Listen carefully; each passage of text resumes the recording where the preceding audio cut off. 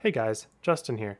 Quick note, remember that you can see this guide up to 3 days early, so Friday of last week, just by joining my membership down below. It's only $1.99 per month and you get access to early bird guides for ARCA and CFixed and all of my telemetry and some other good stuff. But anyways, this hot lap is going to be on the second lap, so I'm skipping right ahead to go to the second lap. I didn't cheese on anything that doesn't exist anymore, but you can see here and we'll get right to it. 30.57.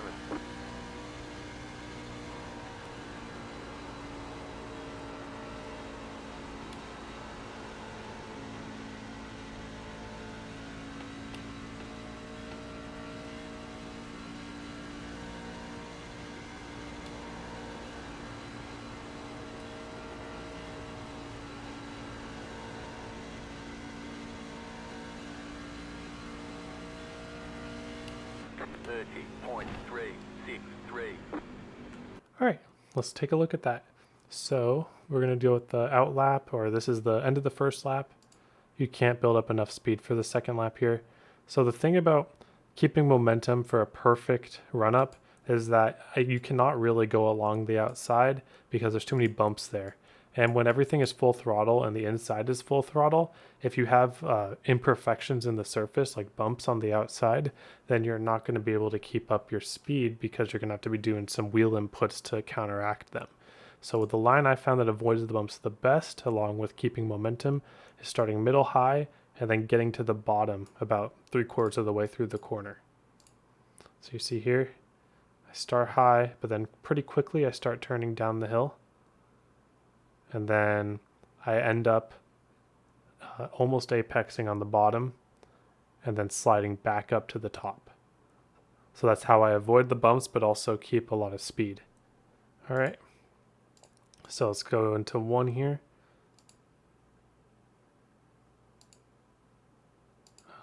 Actually, I took the wrong slow-mo, so we'll go here then.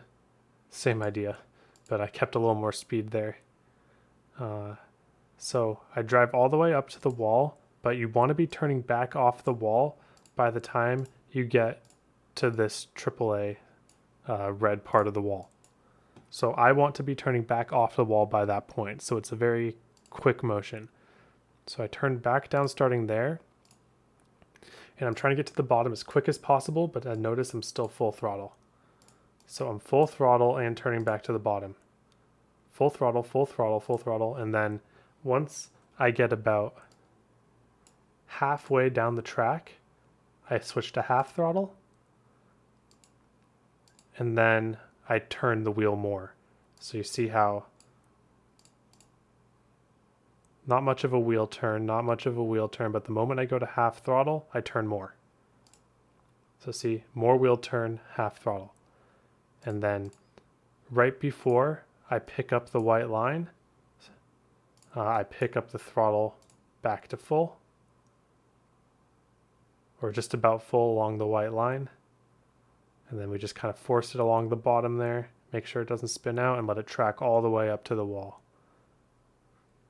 So the way to keep the best momentum is that once you have your wheel input at this point right here, you do not want to make any more turns to the left. You want your wheel just to be coming smoothly back to the right the entire time. So we'll see here. I stay on the white, and then once I start sliding up, just bit by bit, it's coming back, it's coming back, it's coming back. A little bit loose, but it's coming back. And we keep a lot of speed. All right, very good. So 3 and 4 here. I like to take a little shallow on the hot lap. You can take a little bit more of a wide entrance here, and it'll be easier to keep your rears under you.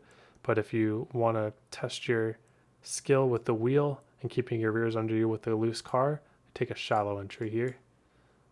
So you see I get right to the white line as early as possible, and really we're just full throttle the whole way, not much to it. We get a little loose and we counteract it, and that's where we lose our time. Without hitting that bump and getting loose, I probably would have kept another 300ths in it, but that's not too bad. In this case, it might have been better to go a wide entrance, but I was ready to risk it, trying to get my best time here. The 32 that I'm comparing to was from the last time we went here. I haven't reached there yet, but I know that what I'm doing is correct. And that 32 is good for pole and pretty much any split you could ask for. So maybe take a little bit wider arc into 3 here. I liked risking it with the bottom here. If it worked out, it was going to work great. But other than that, it's not much of a skill corner. We're just full throttle the whole way. All your time is going to be made up in 1 and 2. This is the real money corner here. It's all about making that white line. You can full throttle almost all the way down to that white line. You just got to believe in your car. And then half throttle at the last second to get the bit more rotation. Ride it on 75% until we can pick up the throttle and let it slide up to the wall. All right, so we finally got through one of these races, man. This is an experience, but pretty fun all said and done. I ended up finishing 5th, and that was with some front end damage that we'll show you about in a little bit. So this is my 3rd race, and all of my races have not gone according to plan. So we'll look here. I started in 4th, I believe, and starting in the outside on these is really tough. I could have gotten down, and I didn't. I had the opportunity to get down, and I didn't. So I ended up getting passed, but then caution's out right here. So I'd rather start in 5th than in 4th, so we'll call it a wash. So we go on to the next caution, our next restart, and man, getting visual, I got denied the visual of the leader going, and I just got a really bad launch. So I ended up losing 5th, unfortunately. That's the one downside of starting 5th over 4th. You really need to make sure you got a line of sight to the leader. And so I just decided it was time to chill. Never mind that line. I should have kept it a little farther down. But basically, the first race I did was not too good because I pretty much got too happy with the tires at the beginning trying to get the lead. And of course, the one race I decided to do that was the one that it goes on a long run. So that's always good. So if you're planning for a long run, the draft is huge at this track. So what I decided for this race was if I'm not starting out front, I'm not going to waste my tires defending this lead and dealing with all that crap. So I actually I think I ended up giving 7th away here too, or 6th away at some point. Yeah, I just let him pass me on the outside. I'm like, I don't like what I'm seeing. So I just let him pass. Or did I? I can't remember. Oh, maybe. Oh, that's right.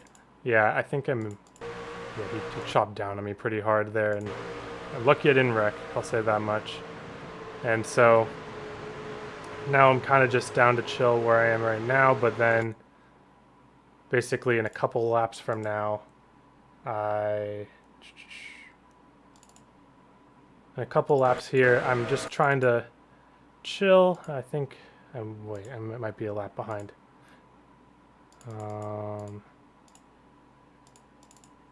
Yeah, right here. So I made a pretty dumb move here because I had a guy pressuring me and then they check up. And so if I check up here, I feel like I get run over by this guy because this guy doesn't have anywhere to go for this guy. So I decided the only thing I have to do is to turn under them for 3 wide. So I don't really like 3 wide here, but I felt like I was forced into it. I'm like, all right, don't mess up this bottom line here, just survive. And then of course I hit the apron immediately and just, oh, that was kind of, we were gonna get together, but man, I don't like how that netcode got us together. But yeah, I just cleaned him out, took a little rear damage. It was not a good time, not my proudest moment. So if you're bottom of 3 wide, you gotta not hit the apron. And I know that's easier said than done, but it's just not. Those guys on the outside are trusting you not to do exactly what I just did. And consequently, if you find yourself on the top of 3 wide and you don't trust the guy like myself on the bottom, then I would probably back out. But I really should be able to make it through this corner, and I just didn't. And there was a little netcode going on there, but you know what? Maybe we would have survived without the netcode, but it was still, I did not give us the opportunity to survive here. So I put that all on myself and just causes a lot of havoc. But that's one way to get 2 passes. We're in 4th from here on out. And so we go, we all pit.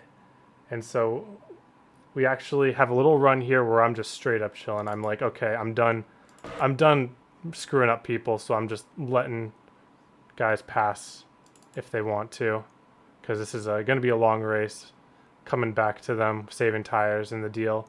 And then the caution comes out, and suddenly we are trying to figure out, well, we have 7 laps on the tires. That's about the 7 laps is about the sweet spot to pit, especially with a little under the half of the race left.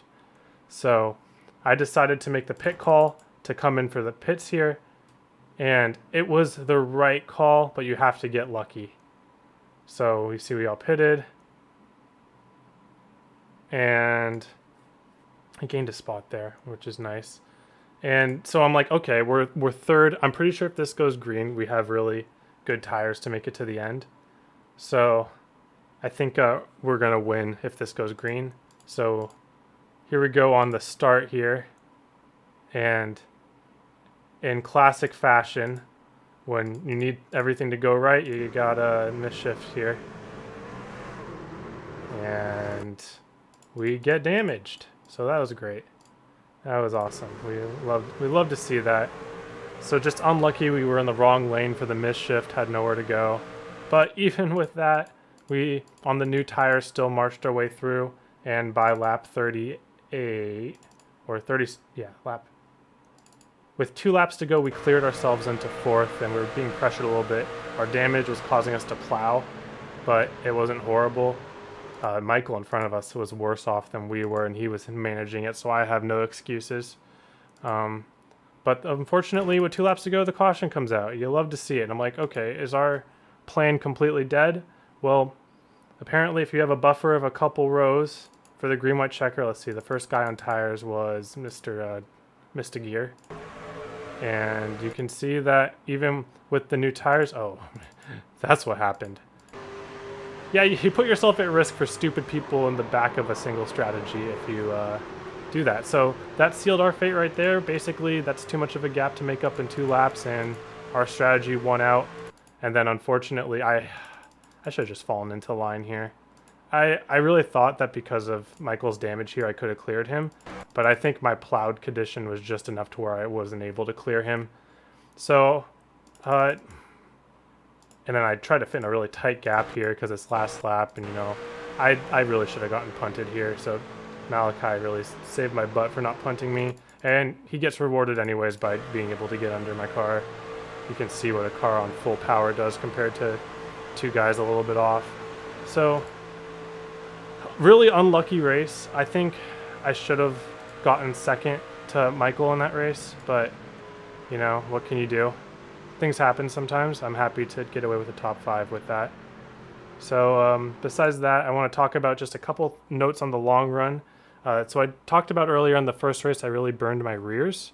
So after about 15 or 20 laps, if you haven't been managing your 3 and 4 correctly by letting off the throttle and not sliding your tires and not sliding your tires off a 2, you'll be losing 1 to 2 tenths per lap because your rears can just not engage in the corner.